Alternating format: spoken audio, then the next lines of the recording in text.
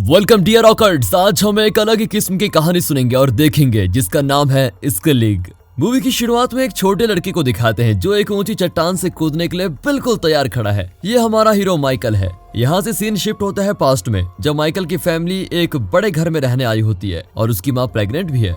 Mom, ये घर बड़ा है लेकिन कभी भी टूटकर गिर सकता है, यहाँ हम कैसे रहेंगे? इस तरह वो अपनी माँ से सवाल करता है। माइकल को ये जगह बिल्कुल भी पसंद नहीं होती, लेकिन क्योंकि अब दूसरा बच्चा आने वाला है, उसके पेरेंट्स इस बड़े घर में शिफ्ट होना चाहते हैं। माइकल वैसे तो बाथरूम के पास वाला कमरा मांगता है, लेकिन उसके पेरेंट्स कहते हैं कि यहाँ तो बेबी रहेगी। बेचारे को ऊपर का एक छोटा कमरा दिया जाता है जहाँ हर तरफ कीड़े और मकड़ी के जाले होते हैं और माइकल को आने वाले बेबी से जलन भी होने लगती है। अगले दिन उसकी माँ उसको स्कूल बंक करके घर का सामान अरेंज करने को कहती है। माइकल खुश होता है कि चलो एक दिन की छुट्टी मिल गई, लेकिन जब माँ कहती है कि तुम्हें बेबी का कमरा अरेंज करना है तो वो क्लास टेस्ट का बहाना करके स्कूल चला जाता है। स्कूल में पीटी टीचर डाइविंग टेस्ट ले रहा होता है। माइकल को हाइट से बहुत डर लगता है और वो डाइविंग नहीं कर पाता। इस बात पर तो दूसरे लड़के उसको बुली करते हैं, लेकिन उसका बेस्ट फ्रेंड लकी उसे सपोर्ट करता है। और माइकल घर लौटता है तो वो देखता है गार्डन में एक पुराना खलियान है। उसके अंदर से एक आदमी की कठोर आवाज आती है कि तुम कौन हो? आवाज सुनकर माइकल डर के मारे भाग जाता है। वहाँ उसकी माँ को लेबर पेन होता है और माइकल तुरंत एम्बुलेंस को कॉल कर देता है। हॉस्पिटल में उसके पापा उसको बताते हैं कि माँ ने एक प्यारी बेबी को जन्म दिया है, लेकिन वो प्रीमैच्योरली पैदा हुई है, जिसकी वजह से उसे इंक्यूबेटर में रखा गया है। छोटी बेबी को देखते ही माइकल का सारा गुस्सा, जलन वगैरह सब गायब हो जाती है। वो बड़े प्यार से बेबी को सहलाता है। अगले दिन माइकल फिर से खलियान में जाने की कोशिश करता है, पर उसके पापा कहते हैं कि वो पुराना खलियान बच्चों की खेलने की जगह नहीं है और खतरनाक हो सकती है, तुम वहाँ कभी मत जाना। और जब पेरेंट्स कहते हैं कि उधर मत जाओ तो बच्चे वहाँ तो जरूर जाते हैं, है ना? माइकल भी वही करता है। तभी उसे फैंस पर एक लड़की बैठी हुई दिखती है। वो अपना नाम मीना बताती है और कहती है मुझसे दोस्ती कर लो क्योंकि इस सुनसान जगह पर मैं तुम्हारी इकलौती पड़ोसन हूँ। माइकल उससे ठीक से बात तक नहीं करता और मीना वहाँ से चली जाती है। अब माइकल खलियान के अंदर जाता है तो एक आदमी कोने में बैठा होता है। उसके कपड़े फटे हैं और गंदे होते हैं और लगता है वो कई सालों से नहाया भी नहीं है। वो माइकल को बाहर जाने को कहता है। फिर माइकल अपने पापा को बताने के लिए भागता है, पर उसके पापा परेशान होते हैं कि बेबी की कंडीशन बहुत खराब हो गई है, इसलिए उसे कुछ और दिन हॉस्पिटल में रुकना पड़ेगा। अब माइकल उन्हें और परेशान नहीं करना चाहता, इसीलिए वो अजनबी के बारे में पापा को कुछ नहीं बताता। स्कूल में माइकल लकी को बताता है कि वो अजनबी बहुत कमजोर दिखता है यार, और शायद कई दिनों से भूखा भी है। पर लकी कहता है तुम जल्दी से जल्दी उसे वहाँ से भगा दो और उसके बारे में भूल जाओ। हाँ, लेकिन मेरा डाइविंग कंपटीशन देखने जरूर आना। क्लास में माइकल की डेस्क के अंदर कॉकरोच और दूसरे कीड़े मकोड़े रेंग रहे होते हैं। माइकल चौंक जाता है और बच्चे चिल्लाने लगते हैं। जब माइकल घर लौटता है तो पेड़ के ऊपर से मीना उसके आगे कूद जाती है। वो अपने बर्ड ड्राइंग्स माइकल को दिखाती है और पूछती रहती है कि तुम्हें किस चीज में ज्यादा इंटरेस्ट है, बताओ ना। पर माइकल तो उससे बात ही नहीं करना चाहता। मीना माइकल के सर से एक कीड़ा निकालकर फेंकती है और वहाँ से चली जाती है। इस बार माइकल देखता है कि वो अजनबी कीड़े और घोंगे खा रहा है। माइकल एकदम डर जाते हैं कि ये चीजें क्यों खा रहा है, लेकिन वो हिम्मत करके उसके पास जाकर कहता है कि मैं तुम्हारे लिए अच्छा खाना लाऊंगा। वो आदमी कहता है कि नंबर 27 और नंबर 53 की डिशेस ले आओ, वो मुझे बहुत टेस्टी लगते हैं। हॉस्पिटल में उसके पेरेंट्स डॉक्टर से कुछ डिस्कस कर रहे होते हैं। वहाँ माइकल ग्रेस नाम के एक बुजुर्ग से मिलता है जो बड़े प्यार से उसके साथ बातें करती है। अपनी उम्र के बावजूद उसके अंदर पॉजिटिव एनर्जी भरी पड़ी है। वो कभी भी दुखद बातें नहीं करती। वो माइकल को बताती कि लाइफ में सबसे इम्पोर्टेंट बात यह है कि हमें कभी भी गिव अप नहीं करना चाहिए। माइकल स्टेथोस्कोप से अपनी छोटी बहन का हार्ट बीट बहुत ध्यान से सुनता है और उसे अपनी हार्ट बीट से कंपेयर करता है। जब वो घर लौटता है तो मीना अचानक उसको आवाज देती है और माइकल घबरा कर गिर जाता है। वो मीना से बिल्कुल इरिटेट ही हो जाता है, लेकिन वो अकेली इंसान है जो माइकल की बहन का हालचाल पूछती रहती है। वो स्कूल नहीं जाती और घर पर ही उसकी पढ़ाई होती है। उसे विलियम ब्लेक की कविताएं बहुत पसंद है, जिसमें उसने लिखा था कि गार्डन में एंजल्स रहते हैं। पर माइकल कहता है कि वो कवि कम और पागल ज्यादा थे। शाम को माइकल के पापा फूड ऑर्डर करते हैं तो माइकल अपने लिए मेन्यू आइटम नंबर 27 और 53 मंगवाता है, क्योंकि ये उस अजनबी का फेवरेट आइटम नंबर है। शाम को बचा हुआ खाना लेकर अजनबी को देता है। अब वो आदमी पूछता है कि तुम बहुत अच्छी लड़की हो, लेकिन तुम मेरी मदद क्यों कर रहे हो? और भी तो लोगों को तुम्हारी मदद की जरूरत होगी। माइकल अपनी बहन को याद करके कहता है कि चाहते हुए भी मैं दूसरों की मदद नहीं कर सकता। तभी माइकल उसके कंधे पर कुबड़ देखता है। माइकल उसके बारे में पूछता है लेकिन अजनबी कुछ नहीं बताता और उसे तुरंत बाहर निकलने को कहता है। जाने से पहले माइकल को वहाँ एक पंख मिलता है जिसको उठाकर वो रख लेता है। अब अगले दिन हॉस्पिटल में ग्रेस माइकल को अपने बेटे की तस्वीर दिखाती है और कहती है कि मेरा बेटा हमेशा बिजी रहता है पर उसने प्रॉमिस किया है कि वो वीकेंड पे मुझे देखने जरूर आएगा। माइकल भी बहुत खुश होता है क्योंकि आज वे छोटी बेबी को घर लाने वाले हैं। माइकल ग्रेस को उस अजनबी के बारे में बताता है और कहता है कि वो लाइफ में कुछ करना ही नहीं चाहता, वो सिर्फ अपने अंत का इंतजार करना चाहता है, लेकिन मैं उसकी मदद करना चाहता हूँ। ग्रेस हमेशा की तरह कहती है कि अपने मकसद तक पहुंचने के लिए कोशिश करते रहो, कभी भी गिव अप मत करो। अब माइकल, उसकी छोटी बहन और उनके पेरेंट्स घर पहुंचते हैं। माइकल के पापा ने घर को एकदम साफ सुथरा कर दिया है, बिल्कुल नया जैसा।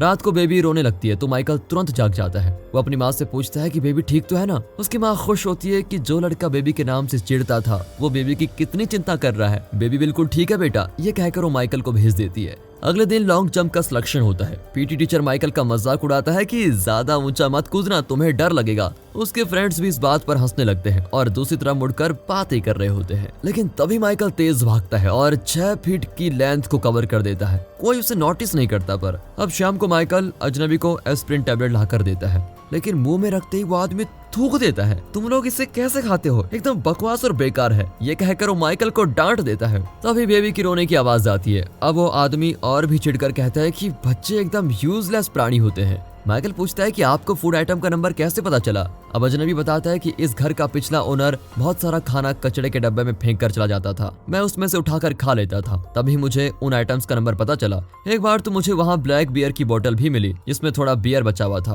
पर वो आदमी अपने काम में इतना बिजी था कि उसे पता ही नहीं चला कि यहाँ मैं रहता हूँ। कुछ लोगों ने मुझे देखा लेकिन न जाने क्यों उन्हें लगता है कि मैं उनकी कल्पना हूँ। ये सुनकर माइकल स्माइल करके कहता है कि मुझे नहीं पता आप किस तरह के क्रिएचर हो। वीकेंड में लकी और माइकल जंगल में शूटिंग गेम खेल रहे होते हैं। लकी एक खरगोश को शूट करता है लेकिन माइकल मना कर देता है। अचानक माइकल खरगोश की आंख में एक रोशनी देखता है और वो सेंस करता है कि कुछ बुरा होने वाला है। वो भागकर अपने घर आता है। उसने बिल्कुल ठीक सेंस किया था, दरअसल उन्हें बेबी को फिर से हॉस्पिटल ले जाना होगा। माइकल की माँ उसके पापा को डांटती है कि इस मनहूस घर में तुम हमें क्यों लेके आ गए, यहाँ तो सेंट्रल हीटिंग सिस्टम भी नहीं है। उसे डर है कि बेबी को कुछ हो ना जाए। यहाँ बेबी की रोने की आवाज को सुनकर अजनबी भी रोने लगता है। टीवी स्क्रीन पर उसका रिफ्लेक्शन भी गायब होने लगता है। माइकल के पेरेंट्स उसे घर पर छोड़कर बेबी को हॉस्पिटल लेके जाते हैं। माइकल को बहुत गुस्सा आता है कि उसकी बहन ठीक ही नहीं हो रही है। वो झाड़ियों को लात मारने लगता है और तभी खलियान में तेज हवा चलती है और अर्थक्वेक आता है। अजनबी अब और भी मायूस हो गया है।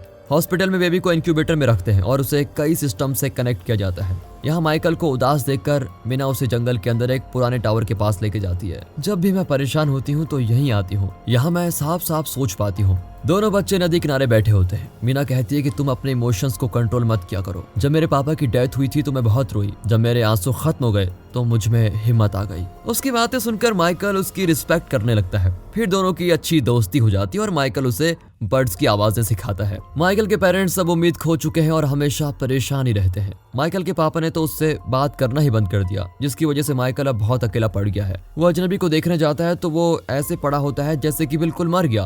माइकल एकदम शॉक हो जाता है और चेक करने के लिए उसकी नाक के नीचे आईना लेके जाता है। ब्रीदिंग चेक करने का यह अनोखा तरीका है ना? और तब उस आदमी को होश आता है। अब माइकल उसके साथ अपना दुख शेयर करते हुए बताता है कि मेरी बहन की कंडीशन बहुत खराब है, डॉक्टर्स भी जवाब दे चुके हैं। पर वो आदमी कैजुअली कहता है कि आए दिन लोग मरते रहते हैं, इसमें इतना तूफान खड़ा करने की क्या जरूरत है। अब माइकल तंग आ चुका है क्योंकि उसके पेरेंट्स उम्मीद खो चुके हैं और यहाँ ये आदमी भी नेगेटिव बातों के अलावा कुछ नहीं कर रहा होता है। वो कहता है कि मैं तुम्हारी मदद करना चाहता हूँ, मैं लाइफ में कुछ तो ठीक करना चाहता हूँ। ये जगह किसी भी वक्त टूटकर गिर सकती है, लेकिन तुम यहाँ पड़े हो और हर बात पे मातम मना रहे हो। मैं तुमसे तंग आ चुका हूँ। पर उस आदमी पर कोई भी असर नहीं पड़ता। माइकल वहाँ से चला जाता है। कुछ देर बाद वो मीना को अजनबी से मिलवाता है। वो मीना से भी एकदम रूडली बात करता है और माइकल का दिया हुआ डार्क बियर पीने लगता है। मीना उसे टच करके देखती है तो वो एकदम ठंडा होता है, जैसे वो फ्रीज हो गया हो। वो माइकल को बताती है कि ये कोई नॉर्मल ह्यूमन नहीं लगता। घर पर अब माइकल के पापा उसके कमरे में फर्श को फिक्स करने की कोशिश करते हैं और वुड पीसेस लाने के लिए खलियान में जाने की बात करते हैं।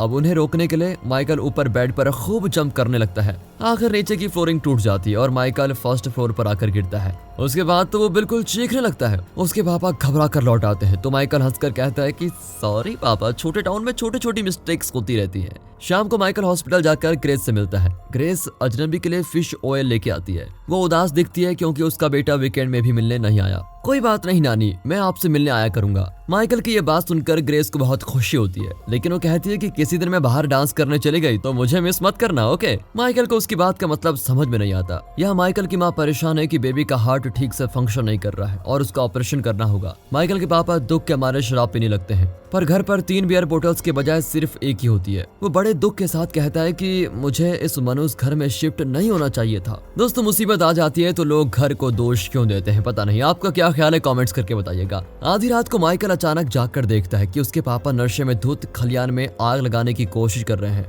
माइकल कहता है कि आप अपना फ्रस्ट्रेशन खलियान पर क्यों उतार रहे हो, और उसके पापा उसे जबरदस्ती घर के अंदर खींच ले जाते हैं और फिर मैच बॉक्स ढूंढने लग जाते हैं। इसी बीच माइकल खलियान में जाकर अजनबी से विनती करता है कि प्लीज तुम यहाँ से बच निकलो, लेकिन वो आदमी अपनी किस्मत से लड़ना ही नहीं चाहता। पर आग लगने से पहले माइकल उस आदमी को बड़ी मुश्किल से अपने कंधे पर उठाकर जंगल में लेके जाता है। फिर वो लौटकर अपने पापा को शांत करके सुला देता है। इसके बाद वो मीना के घर जाता है और उसे अपनी जली हुई हथेली दिखाता है। दोनों बच्चे अजनबी को जंगल के टावर के पास लेके जाते हैं और तभी अजनबी अपना नाम स्केलिग बताता है और कहता है कि जब से ये पृथ्वी बनी है तब से मैं जिंदा हूँ, इसीलिए थक गया हूँ, मुझे सोने दो। अगले दिन दोनों उसे खाना खिलाते हैं और उसके पुराने फटे हुए कपड़े निकाल लेते हैं। दोनों हैरान होते हैं कि इसके तो पंख भी है, फिर उड़ने में से प्रॉब्लम क्या है। फिर दोनों उसके विंग्स के बारे में कुछ किताबों में रिसर्च करते हैं, पर उसके पंख कीड़ों या पक्षियों के पंख जैसे नहीं है। तो क्या ये एंजल है? एंजल के पंख भी ऐसा नहीं होते, तो ये आखिर है क्या चीज? आधी रात को वो वापस टावर पर आकर देखते हैं कि स्केलिग अपने पाँव पर खड़ा है और चूहे पकड़ कर खा रहा है। दोनों बच्चे एकदम हैरान रह जाते हैं कि अब इसमें इतना कॉन्फिडेंस कहाँ से आ गया। स्केलिग उनके हाथ पकड़ता है तो तीनों हवा में उड़ने लगते हैं। जब वे वापस जमीन पर लैंड होते हैं तो स्केलिग कहता है इस रात को याद रखना। टावर से बाहर जाते वक्त माइकल देखता है कि उसका जला हुआ हाथ एकदम ठीक हो गया है। माइकल बड़ा खुश होता है और घर जाकर स्केलिग का पोर्ट्रेट बनाता है। उसके पापा पूछते हैं कि तुम हमेशा गायब क्यों रहते हो और मेरे 2 बियर बोतल्स कहाँ गए? अरे पापा, मैं तो दूध पीता हूँ, मुझे बियर के बारे में क्या पता। माइकल का ये जवाब सुनकर उसके पापा गुस्सा होकर चले जाते हैं। माइकल और मीना स्केलिग के लिए खाना और मेडिसिन लेके जाते हैं ताकि उसकी ताकत वापस आ जाए और वो फिर से उड़ने लगे। फिर उसे नदी पर ले जाकर उसके पंख साफ करते हैं और तब काले बादल छाने लगते हैं और ठंड पड़ती है। स्केलिग अपने पंख फैलाकर आसमान की ओर देखता है तो बादलों के पीछे से सूरज निकल आता है। स्कूल में लकी माइकल को अपने डाइविंग कंपटीशन के बारे में याद दिलाता है, लेकिन माइकल को तुरंत घर जाना है क्योंकि उसकी बहन बहुत बीमार है। वो भागकर स्केलिग के पास जाता है और विनती करता है कि तुमने मेरा हाथ ठीक किया, वैसे ही मेरी बहन को भी ठीक कर दो। बेटा, मैं कुछ नहीं कर पाऊंगा, मुझे खुद जिंदा नहीं रहना है तो मैं तुम्हारी बहन को कैसे बचा पाऊंगा। वहाँ दिखाते हैं तो कंपटीशन में लकी परेशान होता है कि माइकल अभी तक आए क्यों नहीं, इस वजह से वो ठीक से डाइव नहीं करता। स्केलिग का बर्ताव देखकर माइकल बहुत उदास हो जाता है और मीना के घर जाता है। वो बहुत गिल्टी फील करता है कि वो पहले बेबी से नफरत करता था, उसने घर के काम में माँ की मदद नहीं की, इसलिए बेबी प्रीमैच्योर पैदा हुआ। शायद इसी वजह से उसका हार्ट वीक है। उसकी बातें सुनकर मीना उसको हिम्मत देती है कि खुद को दोष देना बंद करो, जो होना है वो तो होगा ही। मुझे भी लगता है कि मेरे बुरे बिहेवियर की वजह से मेरे पापा मर गए, लेकिन असल में वो अपनी लाइफ से उब चुके थे, इसलिए मर गए। अगले दिन माइकल हॉस्पिटल जाने की जिद करता है, पर उसके पापा नहीं मानते और उसे स्कूल जाने को कहते हैं।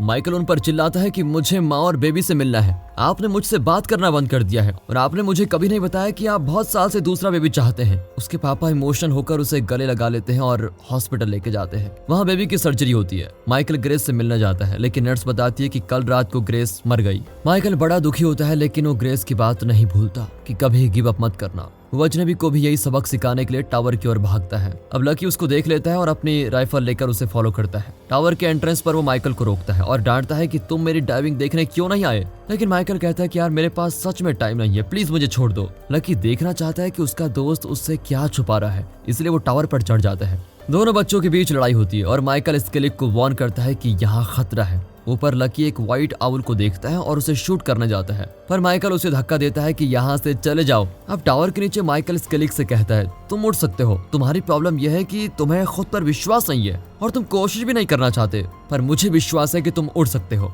ये कहकर माइकल ऊंची चट्टान के एज पर खड़ा हो जाता है। फिर वो अपने हाथ फैलाता है और आंखें बंद करके कूद पड़ता है। वो पानी में गिरने वाला होता है, लेकिन स्केलिग उसको पकड़ लेता है और उड़ जाता है। वो माइकल को ऊंचे आसमान में लेके जाता है और दोनों मजे से वहाँ के नजारे को देखते हैं। यहाँ माइकल की बहन का ऑपरेशन हो चुका है, लेकिन डॉक्टर्स को लगता है कि वो रात भर भी जिंदा नहीं रह पाएगी। शाम को स्केलिग चुपके से हॉस्पिटल में बेबी के कमरे में जाता है। वहाँ उसकी माँ रो रही होती है। स्केलिग इंक्यूबेटर खोलकर बेबी को हाथ में लेता है और हवा में उड़कर घूमने लगता है। सुबह बेबी के वाइटल स्टेट्स बिल्कुल नॉर्मल होते हैं। उसकी माँ बताती है कि कल रात को मुझे अजीब सपना आया था जिसमें मैंने एक आदमी को देखा जिसने गंदे कपड़े पहने हुए थे। वो बड़ा अजीब लग रहा था, लेकिन मुझे उससे जरा भी डर नहीं लगा और मैं सच बताऊं तो मुझे यकीन है कि वो हमारी मदद के लिए आया था। ये सुनकर माइकल स्माइल करता है और कहता है कि हम बेबी का नाम ग्रेस रखेंगे। बेबी को घर ले जाते वक्त माइकल के पापा बहुत ही खुश होते हैं और गाना भी गाते हैं। माइकल लकी से भी सुलह कर लेता है और उसका अगला कंपटीशन देखने जरूर जाता है। बेबी पूरी तरह से ठीक होकर घर वापस लौटती है। उसका खूबसूरत और रोशनदार कमरा उसका स्वागत करता है। ऊंची चट्टानों के पास बच्चे स्केलिग को उसके फेवरेट डिशेस ला कर देते हैं।